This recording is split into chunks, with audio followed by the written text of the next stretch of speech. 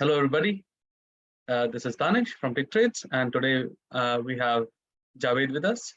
Javed has over a quarter of a century experience working at Wall Street, and now he's into data analytics. Let's ask Javed what he thinks about market right now and introduce himself. So, Javed, over to you. Hi, Danish. Thanks for having me.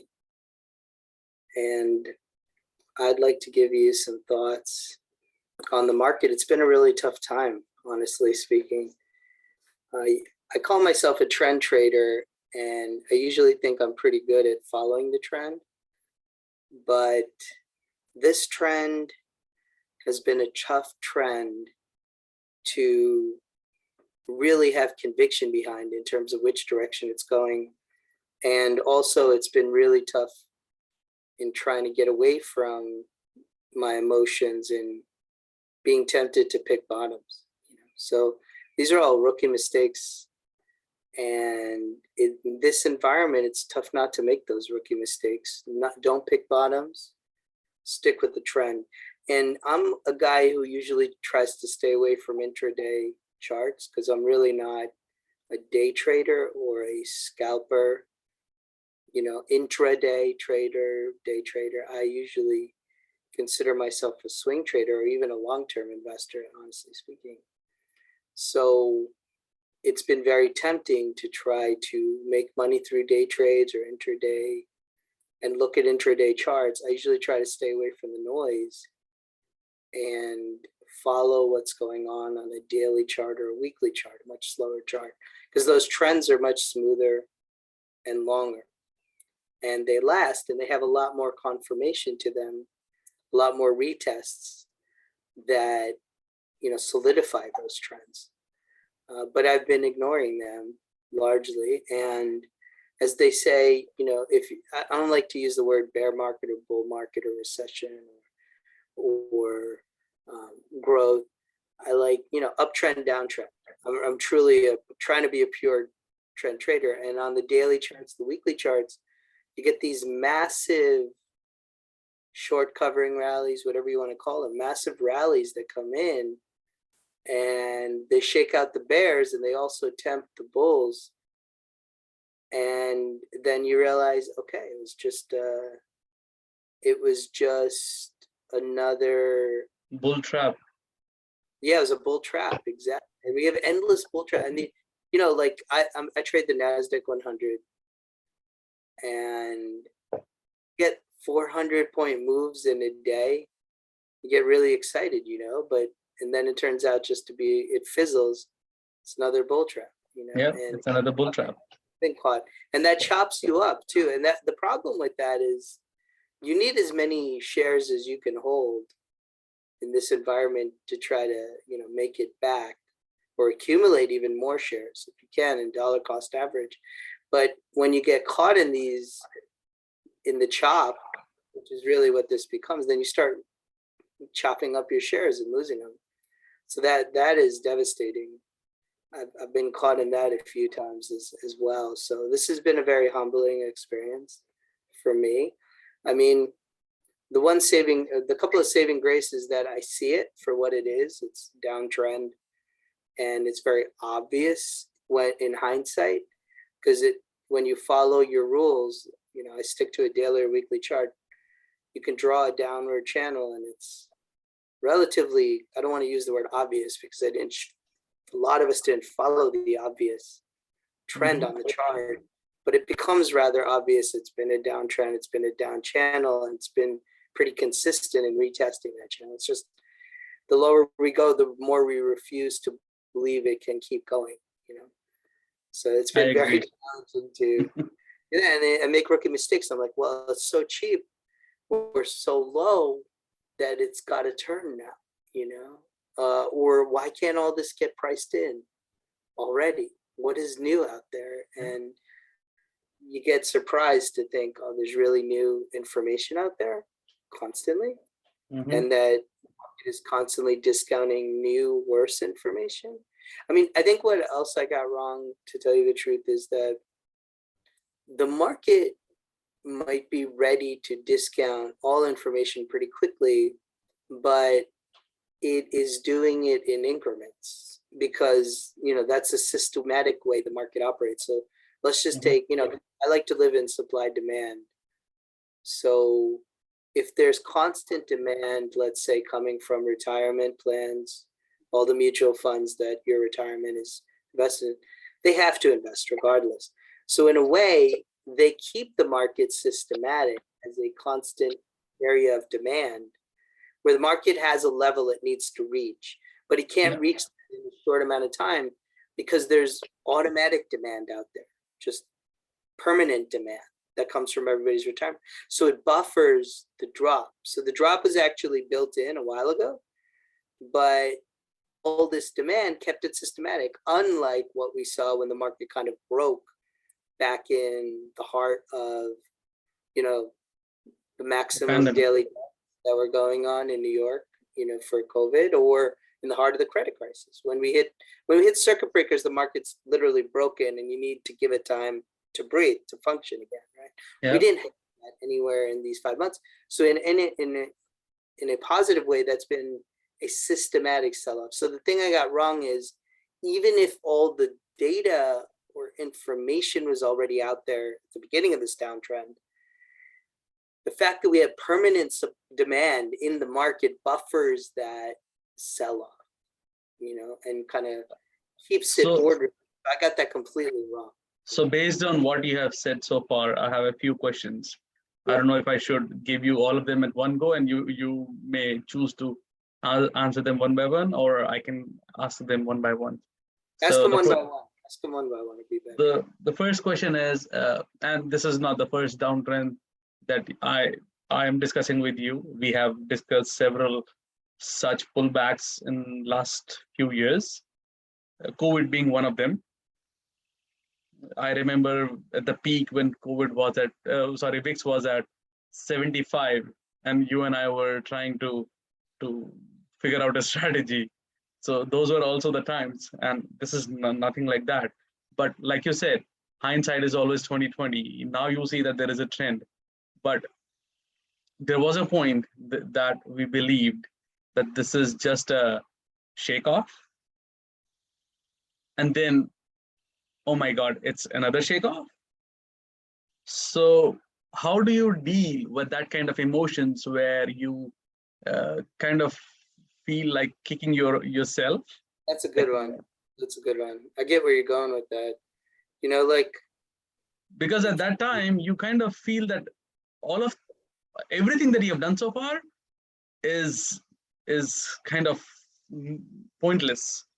Well, you gotta, yes and no. In a way, everything you take action on, it's like, okay, that was bad. It did the opposite of what you wanted to. But then if you do go back to the basics, like they say, keep a trading journal, right? Write your rules down, right?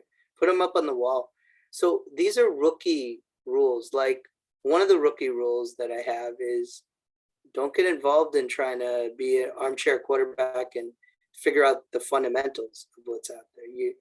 The market will do a very good job of discounting any fundamentals that need to be discounted. So don't sit there and try to figure out the fundamentals for the market. These are all rookie rules that we have, right? We've spoken about them for actually years. These three, like, don't try to get into the fundamentals and be like, okay, I know when the market's going to discount any information, which is kind of the heart of where you're getting at. This is just a checkup. Why do we need to know how long an uptrend is going to be? We just are trend traders. Whatever the trend is, we follow that. Like Paul Tudor Jones, who's multi-billionaire because he's a phenomenal trend trader, right, for decades. So everything is for naught if you forget to write these rules down and follow those basic rules. So don't be a fundamentalist, which we like to say pejoratively. You stick to letting the market tell you where supply demand is. If there's more supply than demand, respect it, and I broke so many rules. I'll tell you the specific ones. I tried to be fundamental, armchair guy, like try to figure out where the fundamentals are and how that discounts in. I've been telling people for years, don't bother with that. I don't even have conversations about it. Number two, I tried to get into the weeds of intraday because the long-term chart wasn't telling me what I wanted it to. So I didn't want to believe the chart, that's a rookie mistake. So these rookie mistakes, write them down. I didn't. I was like, I haven't memorized. I've done them for a long time, so I don't have to write them down. I don't have to get reminded of them. But and then there's the whole like, how could I sell so low, right? Those kind of that's a big thing, right? All of us, right? How do you get out after losing so much? How do you? I mean, I'll count sell. I do covered calls, so selling to me is also just selling a strike. Selling a strike period after we've dropped so much, and then selling a strike close, at the money, or selling a strike in the money. Mm-hmm. Out of the monies will give you premium, which was definitely saving grace for everybody who did it. I have friends who did, but it would have been better if you sold more, like deeper in the money, or sold out. So another rookie thing that I had not done at all during the pandemic rally was think about portfolio allocation, which is a basic tenet of modern portfolio theory. How much do you allocate to equities and how much do you allocate elsewhere, right?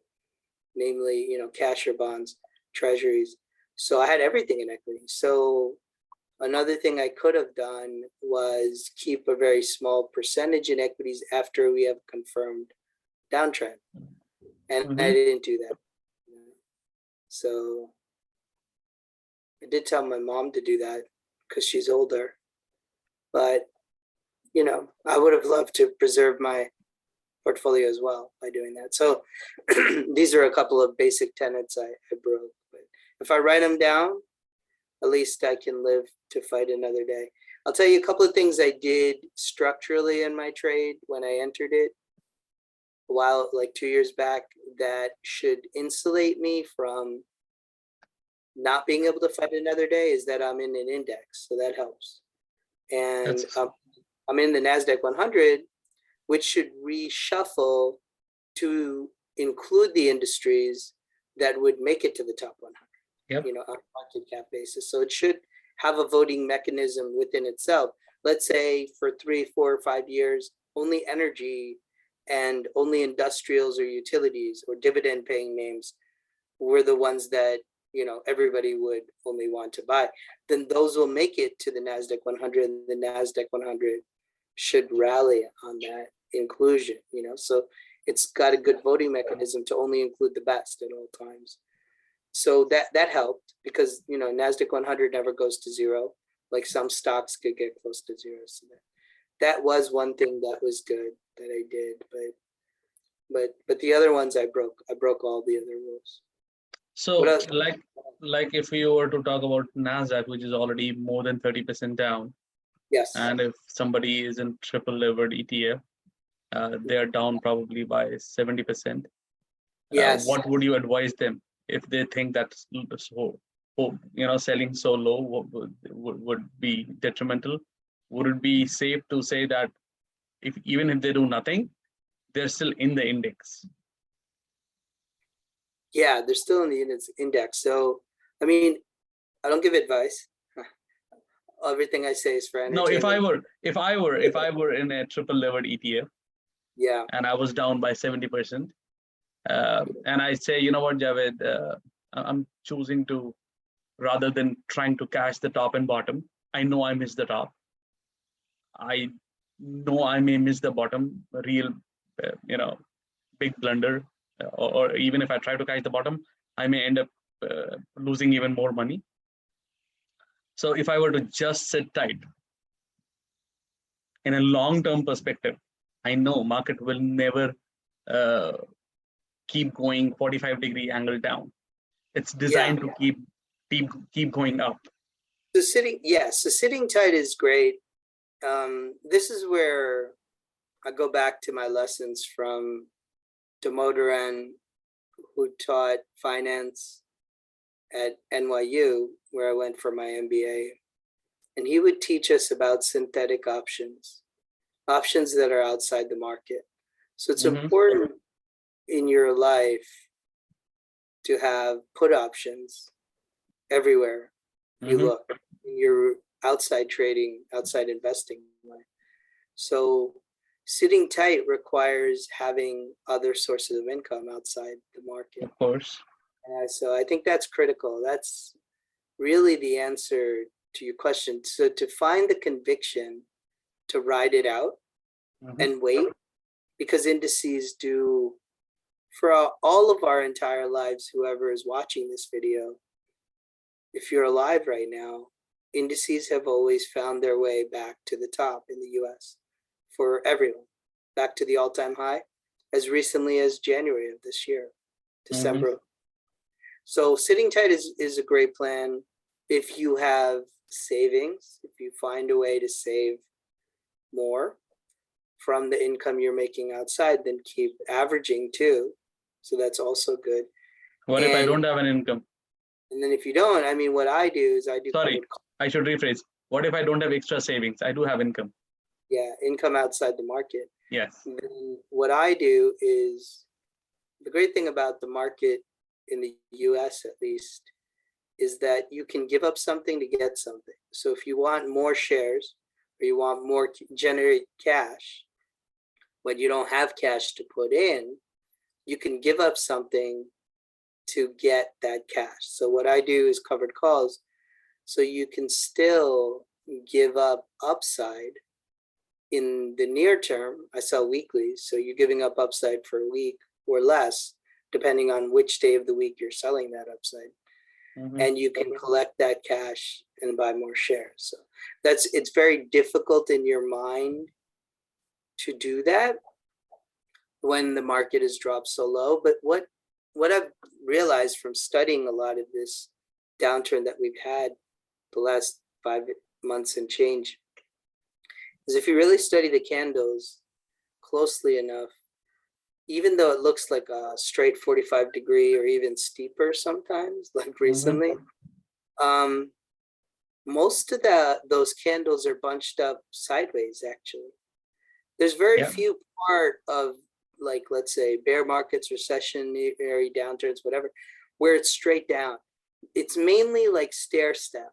So you have these steps that are 5, 6 candles sideways, 8 candles sideways, 10 candles sideways, and then a drop. It's more like a low base after low base. So the way I see it is, when we were going up post-COVID, it was high base after high base after high base. Yes. And now it's low base after low base after low base. And the symmetry is critical, is kind of, look, we are creatures of habit. I mean, we're animals at our core, right? And we have the same DNA as we had 1 billion years ago. I mean, you know, we came from earthworms. How many people do you know that kind of live their life like an earthworm? Don't even get out of the house, you know, kind of muddle along. So us 7 billion people, that's how we are. So the way we came up is probably the way we go down, because everybody is still a creature of habit, going about their daily routines, which get discounted into the market every second of the day, 24/6, right? So if we went stair step up, we'll probably stair step down. Now the steps are great time to collect that rent, because you're collecting rent while you wait.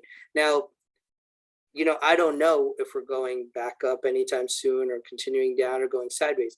The good thing about selling that premium is that if we were to go sideways for a while, months, years, as we did in the previous doing time. DCA.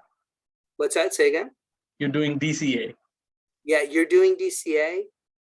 You're collecting rent to lower your average. And it's just pure arithmetic. If you lower your average long enough, then you've gotten everything back that you've lost. Yep. Now, the math of it is easy. The theory of it is easy.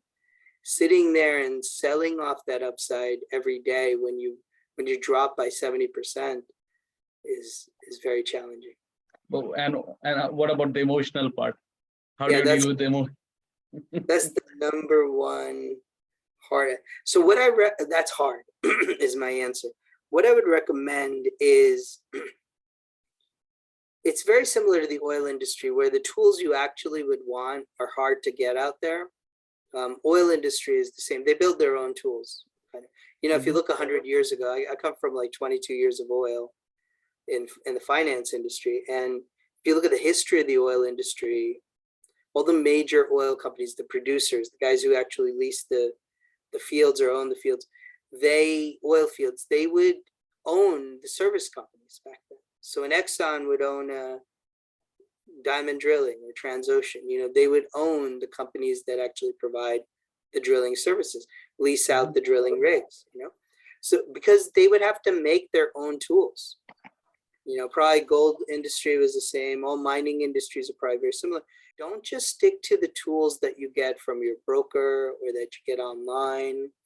Make your own, because your own customized tools will help remind you to stay away from your emotion. You need things kind of screaming at you every day, screaming at you saying, just stick to the basics. You know, so I try to write my own tools that help me, remind me, and scream at me that these are the basics. Don't forget these, you know, and bring into clear vision what all those metrics are, those supply demand metrics. And I'm a pure supply demand technician at the end of the day. So if I'm reminded of those, it helps me to get away from the emotional aspect of and the psychological aspect of, you know, again, I talk about evolution and where we came from. That's in our DNA. That's helped us get here after, you know, 4 billion years of evolution. It's helped us get here, but that's also the thing killing you when you're in an, you know, evolved state of discounted supply demand, which is the market as we know it in 2022, right? So it's kind of built, the machines that we build are built to crush you in terms of your psychology and your emotional DNA. So build machines yourself that remind you of getting away from the psychology and the emotions and just remind you of what pure supply demand is telling you exists. You know? All right, so the next question is, you said that the emotions need to be controlled by having the data scream at you, but but for a person who's already in a stressful state, what would you suggest? Again, I'm not talking about a strategy. I'm not talking about the recommendations. I would say take a deep breath and get away. I have a good friend who got into futures, and he's like, okay, I need to go do some push-ups, lift some weights, go work out. So take a break, turn the screen off, turn all your screens off, your phone, your computer, your PC, and stay away from the market until you can cool your heels, you know, cool your head. Because, you know, again, if you want to live to fight another day, as we always say in trading land, then you have to have your emotional health, your physical health, all that in check. One of the great sayings is, if your life outside the market is not good, don't bring it into the market, because it's going to make your life in the market hell as well. Yeah. So fix your life outside the market, then come back and be involved in the market. So you got to take breaks. You got to stay away. You got to just clear it out, not think about it. I've had days where when I was this is why I don't do day trading or intraday. I was like, I'd get fried just by thinking about all the intraday, whatever happened. It's like coming out of a battle zone, and then I'd be just toast the rest of the day after 4 o'clock, and just because it's so emotionally draining. So it's important to take space away. If you want to go to cash and wait, don't worry about the opportunity cost, or leave your position there naked and just wait, and then come back with a clear head after days, weeks, even months sometimes. That's okay. That's why it's so important to have those put options outside. So you have to cover your expenses with other income, build savings, have steady, reliable sources of income. Yeah. then then you can participate, or don't, until you have that. Work on the things that would get you that steady source of income. I kind of try to kill 3 birds with 1 stone. So the skills I work on a lot of times are technology skills, IT skills, data skills, when I try to build these tools for the market. But then it supports also me being more marketable in the technology world. Yep. Because I'm building those tools for myself here in investing, but also the practice of all that, the exercise of it all, helps me become more marketable in my day job, which is data analytics. I hear you. And it keeps my mind out of the market. And it's a virtuous cycle, because I'm building tools that will help keep my emotions out more. Yeah. That should make me more effective, And the fact that I have those skills solidifies the put option outside of work too. So in a way, I was told when I was a teenager, change in the nature of work is rest. Change in the nature of work is rest, you said. Yes. So if you're getting too stressed out with trading, don't think about trading. Think about your day job. Yeah. Or maybe some exercises, or maybe some adventure sports. Yes, exactly. So that will give you the downtime from trading. Exactly. Oh yeah, that's the other thing I work on. So I work on other aspects that are important for having longevity in the markets too, like my physical health. So I have a Peloton, so I'll get on the Peloton. I'll hit the gym. So these things are critical too. I mean, what's money good for if you can't spend it, right? So how do you nurture your what should I say, the intellectual challenge? How do you nurture that? Oh yeah, the intellectual challenge. It's great. So you need an exercise for your brain as well, right? Yeah, I totally believe in that. And I think of all the things I haven't done well, I think I do that one well. And anyone who knows me will know that I'm constantly challenging my mind to get better intellectually, stay ahead of the game. So for me, I have kind of looked around and always try to figure out what is the hardest thing for people to know that they always want to stay away from. And what I found that is lately in society, last decade or 2 or 3 even, is technology. And so what I do on the intellectual side is challenge myself to get more immersed in understanding the way the world of technology works. And what I've done is I stay in my lane. So I have certain personality traits. The good thing about, let me take a step back. The good thing about the IT world is that it has room for every personality, which I only realized very recently. And I think it's kind of one of those things, you're either in or you're out. And unfortunately, that's the way it is. If you're in, you kind of see it all. If you're out, you have no idea what's going on there. All you know is the help desk that you interface. And that's about it. And the tech that you use every day at home, like your email and your internet and your phone and your browsers. That's it. So, but there's so much beyond that goes into building all that. And there's a personality for everyone. So when I say stay in my lane, I try to stay in the areas of IT that fit my personality, which is data. I think it fits very nice. I like to put Lego blocks together, solve puzzles, build pipelines. And that's the area that I think is vast, infinite in terms of what intellectual challenges you can find for yourself. The great thing of that area too is it's very ground level, in my opinion. So endless companies out there, they're just beginning to implement data in a way and extract value out of data in a way that the Walmarts of the world were doing 2-3 decades ago. So that's where I intellectually challenge myself. And the great thing is it feeds back to trying to get better in the markets, because by analyzing data from a supply demand perspective, I can see more clearly what things look like in a current state of the market, or where, since I'm a trend trader, what the current state would be doing as a trend going forward. Okay. All right. But I challenge myself through solving puzzles in tech land.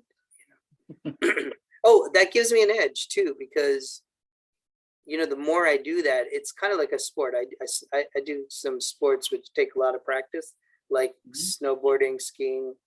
You get over this hump in those areas where you're black and blue for days and weeks, and then you're like, wait, I get it now. I'm finally, this is becoming intuitive. So you've been down that journey with me with things like tech and tech exercises, and you saw how it took hours or sometimes days to solve a problem. Yep. Just because you're new, you have no practice, right? Yeah. You're not as familiar with making all the mistakes or what's even out there. It's just not become intuitive. You haven't practiced enough. But I force myself to practice. I create problems all the time for myself to practice on. And then you hit this moment where you're over the hill and you're like, this is natural now. Any problem, if I can write it out, I can find a way to get there in short order.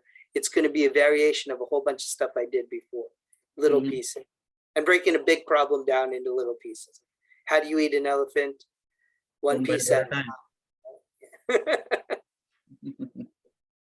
So, in essence, this mental exercise will translate into your emotional quotient when you're trading, correct? And it helps on a double level, because when you have skills in the supply-demand world of labor that people around you are constantly reminding you, I can't do that.